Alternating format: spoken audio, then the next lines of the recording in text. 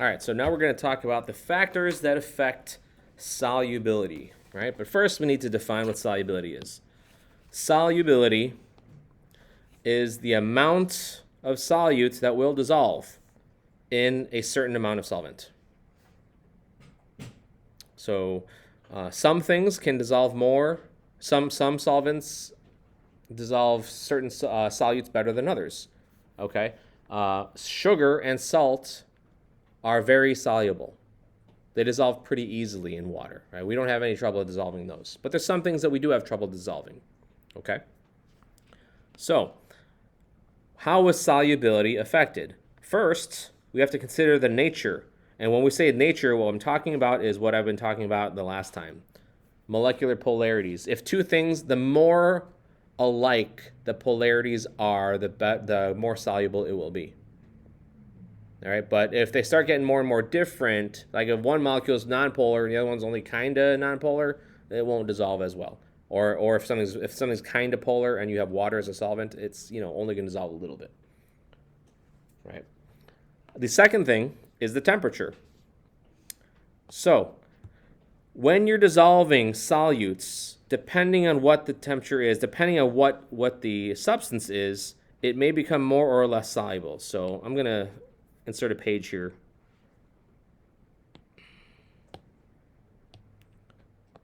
Okay, so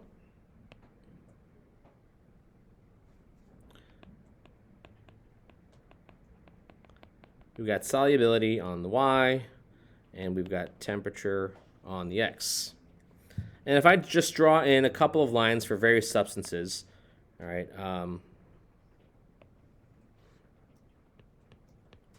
potassium iodide, Ki, that's a solid. And so by looking at this chart, if I asked you, let's say this is 30 degrees. If I asked you, what is the solubility of potassium iodide at 30 degrees, you would be able to tell me, because you would just track this, right, to this spot here, and then you'd go over and you'd see whatever the numerical value is here. All right, so when we read a solubility curve, it's going to have a bunch of different substances that are listed, and they're going to have different slopes.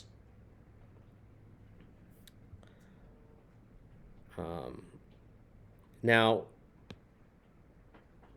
if you see one like this that goes down, well, that's a gas. Okay, so gases become less soluble at higher temperatures.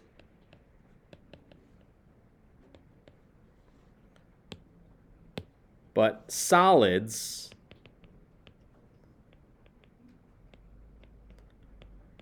are more soluble at high temperatures. Think about getting iced tea. If you make tea, like let's say you make tea the traditional way in a kettle with boiling water, you can dissolve a lot of sugar in tea if the water is hot. But if it's iced tea with ice cubes, then you can only add a little bit, and it just never really seems to taste as sweet. Now, when you buy iced tea from Starbucks, they don't try to dissolve sugar in the tea. Do you know what they do? They add a syrup. It's called a simple syrup. It's a glucose syrup because the syrup is already dissolved sugar. It's already in the liquid form. Because they're not going to want to sit there and stir for 5 minutes when they got a line out the door, right? So they add the syrup, stir a little bit, boom, your solution is made and it's sweetened. Okay, so you just can't dissolve solids very well if it's cold. You increase the temperature, things dissolve better. How many times have you had hot cocoa? And your mom gave you hot cocoa, you came in from playing, in the snow outside, and then you forget to drink it, you forgot about it, you come back later to the table, oh, it's there. You take a couple sips, and then you notice all of the cocoa and the sugar sitting at the bottom of the cup, right? Because it cooled down. Because it cooled down, the sugar was no longer soluble, so it settled instead of being mixed in with the solution. Okay, so you guys got that? Gases, the hotter it is, the less can dissolve. Solids, the hotter it is, the more it can dissolve. Yeah. Is that because when the molecules move around faster, it's harder for them to dissolve? Yeah, when the molecules are moving around faster, then the solid solutes don't have a chance to recollect and combine together again, as long as they're moving, right? But the slower they're moving, the more likely the solute particles, intermolecular forces, will cause them to latch onto each other again. So, while we're on the topic, we should probably talk about an example. This might help you understand the example with gases. All right, so when I was little, my elementary school would have a fun fair.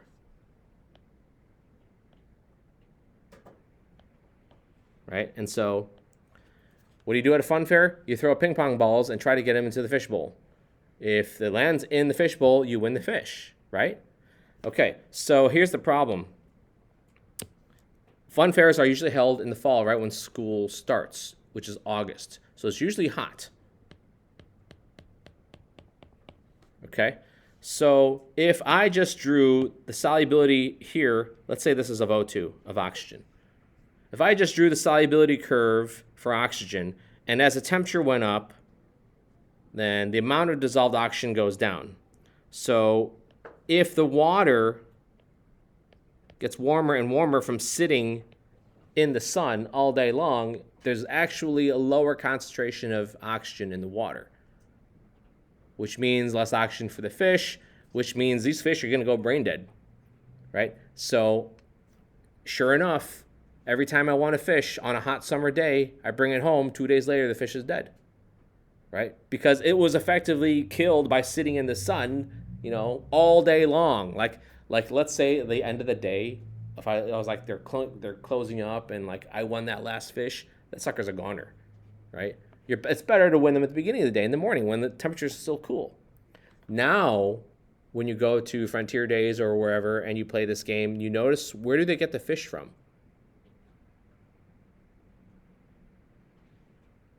They have a cooler. And inside the cooler is there's some ice packs, and there's little baggies of pre-packed fish. Do you guys not know what I'm talking about? When's the last time you played ping pong win a fish game? Nah, they give you a little token. They go to the pet store and get it. That's what I got. What? Yeah. That's so lame. Half the fun is worrying about popping the bag with your fish as you walk home, right? Anyways. Is that why cold water tastes better? Taste is an entirely different issue. Yeah. Okay, anyways. Warm water, no good for fish. And this is true in lakes, too. If you have a shallow pond, by your apartment complex or something, they can't stock that with fish, because the shallower the water is, the faster it heats up, the less oxygen there is, and there's no fish that's ever going to survive in there. Fish need deep lakes, because when it gets hot, they need a place to go to, right, to get air, to get oxygen. It's not air, it's oxygen. Okay, so temperature is important. What factors affect the rate of dissolving? So surface area, right? If I'm trying to dissolve a solute, the more surface area, then the faster the dissolving. Sugar cube versus powdered sugar. A sugar cube is 1 teaspoon of sugar, right? If you did a test and you took a cube and a teaspoon of powdered sugar and you just dropped them both into the same amount of water, the powdered sugar will be dissolved. It will self-dissolve probably in about 40 seconds. That sugar cube will probably take about 5-10 minutes to dissolve. Maybe longer, depending on how warm it is. So the reason, smaller particles have more surface exposed to the solvent. More surface exposed to the solvent, okay? If you have a sugar cube, the only molecules that are exposed to the water are the ones on the outside. But if you have powdered sugar, every molecule can instantly make contact with the solvent, and it dissolves so much faster. That make sense? Okay? That's why you crush it up, you powderize it. And here's that word again, dissolution. Remember, dissolution means dissolving. Stirring. So if you want something to dissolve faster, you stir it. Why? it clears out already dissolved solute, right? Increasing the solvent's ability to access the solute. So I'm going to draw a picture here again. Go up to the space where I have more room here. Okay, so here, let's say that there's sugar. We're dissolving a sugar cube. And let's say that these little blue dots represent solute sugar molecules that are dissolved.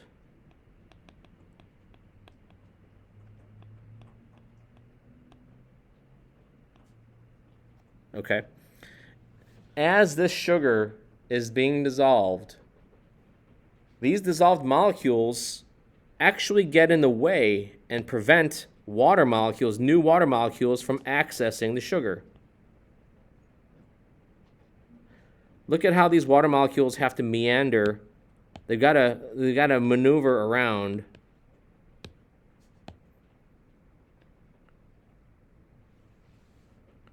to access the sugar cube.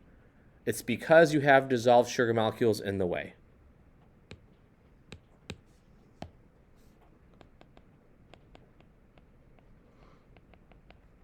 They're blocking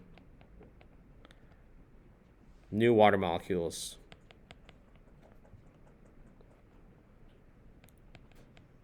from accessing the solute.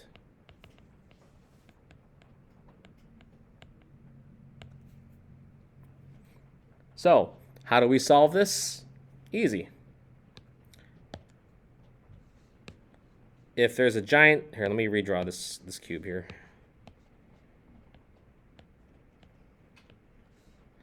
If you have a spoon, a giant spoon that comes in,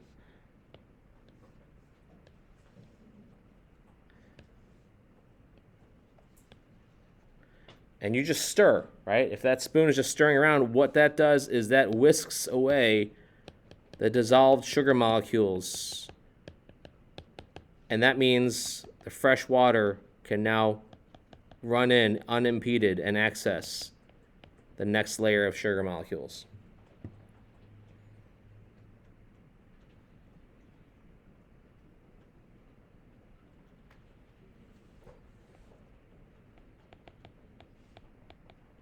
I keep saying sugar, but this really applies to any solute, okay?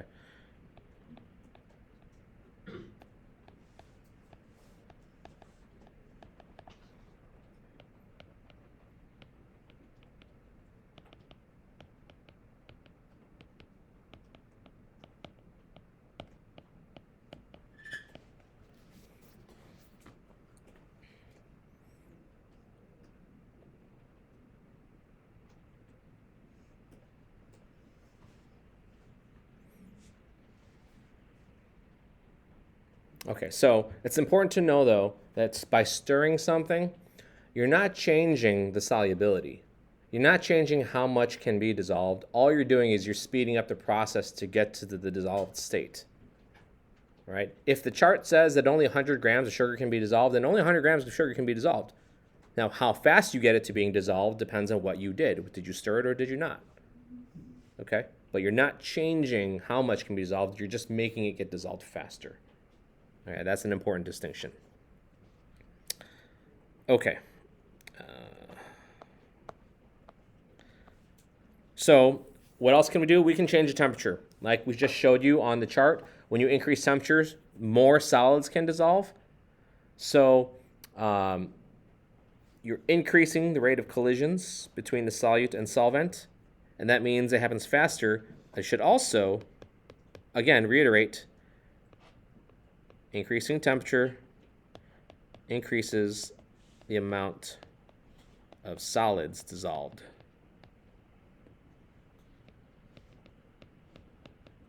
It increases the solubility,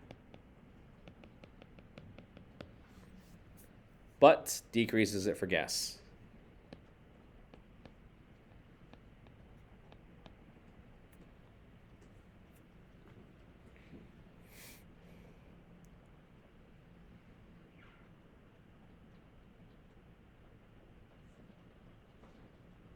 So if you need to make a solution and you need to make it faster, you stir it, you crush it up, whatever the solid is, crush it up into a finer powder, or increase the temperature. Okay. So let's talk about some other terms. Oftentimes we see these terms called dilute or concentrated, and this is just used to compare two solutions. If something is dilute, that means there's very little solute. There is some, but it's very little, okay? Very little solute. Whereas concentrated, well, that means there's lots of solute.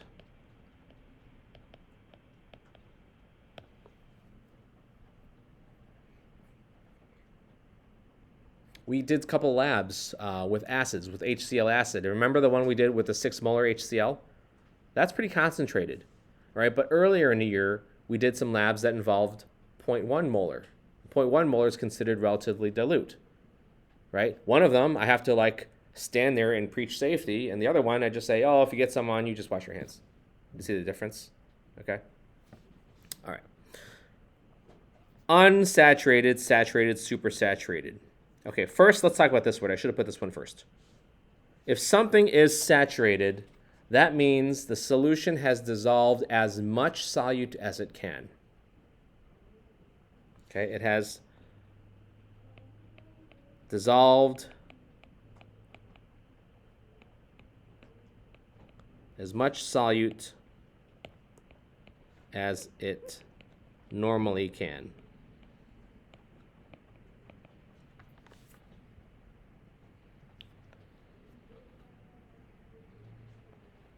So one way to tell if your solution is saturated is, for example, if I was making Kool-Aid, right? So I'll jump back to where I got some space, draw a little picture here. When you're making Kool-Aid, first of all, you guys all have that official Kool-Aid looking picture that you send away UPC codes for? It's like the picture of Kool-Aid Man. You know, it's got like the face and the smile. You guys know what I'm talking about? Kool-Aid has a mascot. Bust through the wall. Hey, hey, you know. Oh, yeah, it's Kool-Aid time. Okay, never mind. Anyways. So when you're making Kool-Aid, if the directions say in 2 quarts of water, add 3 scoops, like they give you the scoop, add 3 scoops of sugar, okay? So let's say you do that. Let's say you add your sugar and you stir it, but you know what's better than 3? 4. So let's say you add 4 instead. So you put your 4 scoops, so you have all this sugar in here, this big pile of sugar, and then you stir it. All right, you stir and stir and stir, and eventually you get to a point where most of it dissolves, but some of it doesn't. So if you're still stirring and there's still solid remaining, that means you have a saturated solution. You have dissolved as much as you can in that amount of solvent.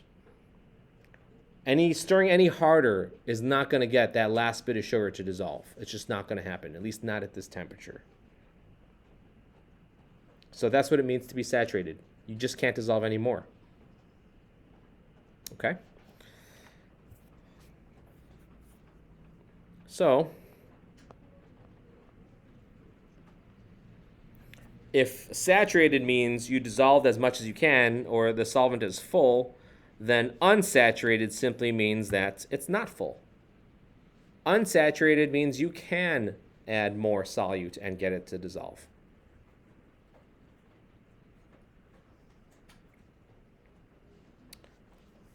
So the last term is kind of funny. Supersaturated. It sounds made up, right? But what supersaturated means is that you have actually dissolved more solute than is normally allowed. You see, the amount that's normally allowed is the amount that would make it saturated. But if you are able to dissolve more solute, and there is a way to do that, then you get what's called a supersaturated solution, right? So you dissolve more solute than can theoretically be dissolved. This is very unstable. And what I mean by unstable is any kind of disturbance is going to immediately cause crystallization. And you're going to start to see the solids appear. So I've got an example of that I'm going to show you here in a second at the end, because I don't want to break up the recording right now. Okay, picture 30 grams of sodium chloride, 100 grams of water, 100 milliliters of water. I can easily get 30 grams of sodium chloride to dissolve. This is an unsaturated solution. But what if I tried to dissolve 40 grams? If I tried to dissolve 40 grams in the same amount of water, I'm not going to be able to get it all to dissolve. There's going to be some left over. Right? No matter how much I stir and stir and stir, there's always going to be about 4 grams left. That means I dissolved as much as I can, and this is a saturated solution. Okay? This is a typical solubility curve, and this is what you saw in the back of the worksheet. So if we follow this, let's pick sodium nitrate, for example. Okay? What's the maximum solubility of sodium nitrate in 100 grams of water at 50 degrees Celsius? Now, notice on the y-axis, they're telling you the grams of solute per every 100 grams of water. Okay? That's important, because this number then only applies when you're talking about a 100-gram sample of water as your solvent. If you have more solvent, then you have to use scale of proportions to make the number match, and I'll show you an example of that. So right now, 100 grams of water, 50 degrees. Let's find 50 degrees right here.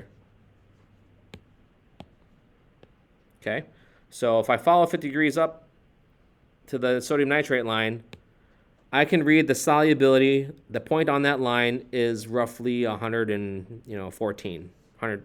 We'll just call it 115. Do you guys agree?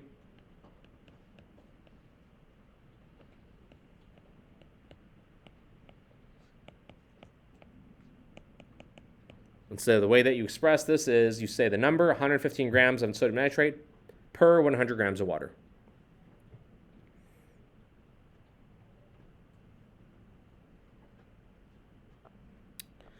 Okay. What happens to that solution if the temperature is decreased to 10 degrees? So we started here. And if we decrease the temperature, then here's 10 degrees.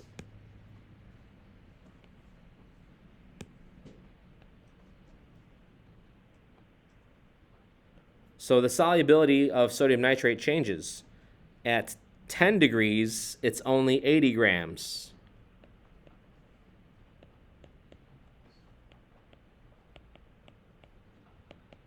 And that matches what we said. The colder the temperature, then the less solid can be dissolved.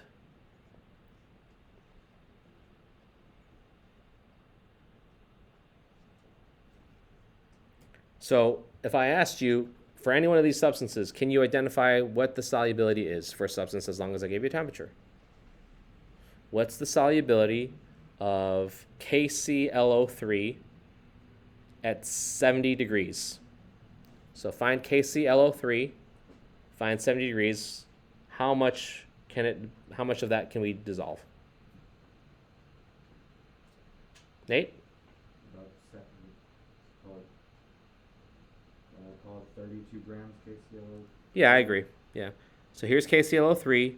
Here's 70 degrees. We're talking about that right there. So the intersection's roughly 32 grams.